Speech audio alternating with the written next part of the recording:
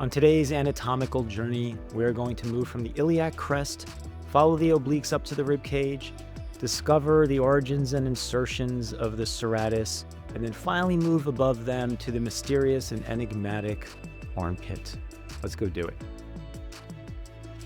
All right, welcome back. We are taking a look at the side view of the core of the human figure. You can see here a little more clearly how the obliques, here, let me just grab a color, how the obliques are weaving right in between the serratus. These are serratus, and you can see how the obliques are sweeping their way down and they're connecting to like the iliac crest and the whole top edge of the pelvis right there. The new muscle we're bringing into conversation today is the Latissimus dorsi, right? And that's this guy right here, this big dark shape in the background. So that's it. Those are the ones we're going to talk about today. Oh, again, you can see the weaving really clearly, and you can see how the connections are occurring here to bone, right? So one of the things that I learned in writing the anatomy book was this. This was probably my biggest, I would say, epiphany in writing it, which was, where the heck do those serratus muscles go? I love this little serrated edge that pokes out in a sort of superhero-esque rib cage there, right, protruding right from underneath the Latissimus dorsi. Where do they go? Believe it or not, where they go is on the back side of the scapula or shoulder blade, on the far back edge. So if I were to draw through this, let's just trim and brush it. If this was the actual edge of the scapula, the serratus are connecting to that back edge, right along that red line. And talking about force, what are they doing, right? So their force is contraction, right? All muscles, what they do is contract to help the body move. So if you were to contract this, you can imagine that what it's doing is really helping hold the shoulder blade to the back, right? So an example of where you would do that is in push-ups, for instance. You could do push-ups two ways. You could do where you relax the serratus and your shoulder blade will actually poke out, or you tighten up your body and contract this serratus and keep the shoulder blades nice and flush up against the back surface of the rib cage. Typically, I think one of these ribs actually holds two obliques. I think there's 9 to 10. You can look online, you'll see there's a lot of debate around this because two of the serratus actually connect to one rib two to one rib instead of one per rib. You don't see most of these anyway. You usually see about 4 to 5. It's these guys right here that poke out because over here is where the Latissimus dorsi sweeps over top of them, and they go underneath the Latissimus dorsi and then around the rib cage to get to the back view, right? So I hope that makes sense. Let's see, what else did I bring in here for you guys today? Yes. So one area that always used to confuse me when I was drawing was what happens in the armpit.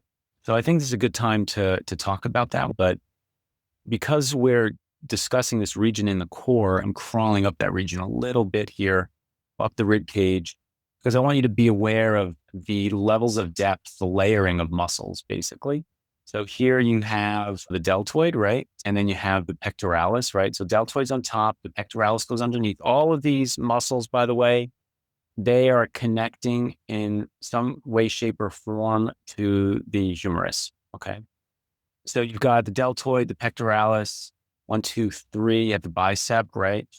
4, the muscle that everyone sees, but no one knows the name of, and I don't even know if I can pronounce it, the coracobrachialis, right? Coracobrachialis. I don't know if that's the correct pronunciation or not. You got that little guy sitting in there that goes into the armpit.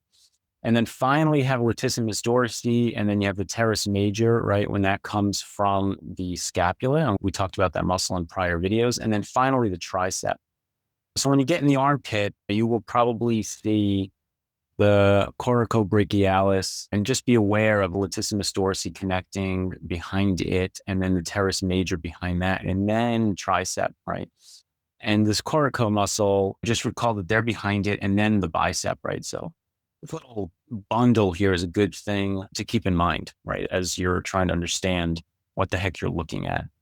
This guy is actually pretty important because he does show up in the armpit, and most people don't know the name of the muscle. And you can see it just slips in and under, and then you have this other muscle here, and then, like I said, the bicep itself. So We'll talk more about this again in videos on the arm. Okay. So other goal here is I just want you to be aware that the Latissimus dorsi does connect to the humerus, which is the bone in the upper arm. And again, the way to remember the humerus, the way I remember it, is because of the funny bone, right? Which is like in your elbow. That's where you normally strike it. It's not like it's there. It's your humerus bones. Okay. All right. Let's see. Last but not least, here is a drawing. It's from the Force Anatomy book. And it's showing these like muscles in action, right? So you can see the tight weaving that I presented here because the body in this case is sweeping like this, right? It's the letter C basically, right? Here, figure this out. Would have probably been something like this, and then something like this. And then you have the obliques. They're all stretching. You have the rib cage in here, right? It's like so. And you have all these obliques that are stretching from the rib cage down to the pelvis, right? And then you have the serratus that are connected to the rib cage. I'm being simple here with these teeth. And they are, again, sweeping all the way to the back edge. Here's the shoulder blade. They're connected to the back edge underneath of the scapula, right? And then you can see the Latissimus dorsi is blocking our view, is blocking the majority of our view of the serratus. And you can see the pectoralis is sweeping over the rest of the serratus fan out like this, basically, like underneath the Latissimus dorsi. And then on top of that is the pectoralis muscles, right? And you can see how they're fanning back and pinching in their own way over here, fanning across the sternum and then pinching their way back to their connection into the humerus muscle, humerus bone as well, right? So that's it. I do recommend with each one of these this week videos, try and take some of your own drawings, or you can take some of my drawings as well and see if you can put the anatomy on top of the drawing, right? Take a forceful drawing and then see if you can map the anatomy on top of it, as I did in the book, actually, because this drawing did not start like this. I didn't draw this musculature when I did the drawing itself with a model in front of me. I laid this in on top of it for the purposes of the book. So that's it. Have fun with the side view of the core and bringing in some of the lats. And I will see you in the next video. Take care.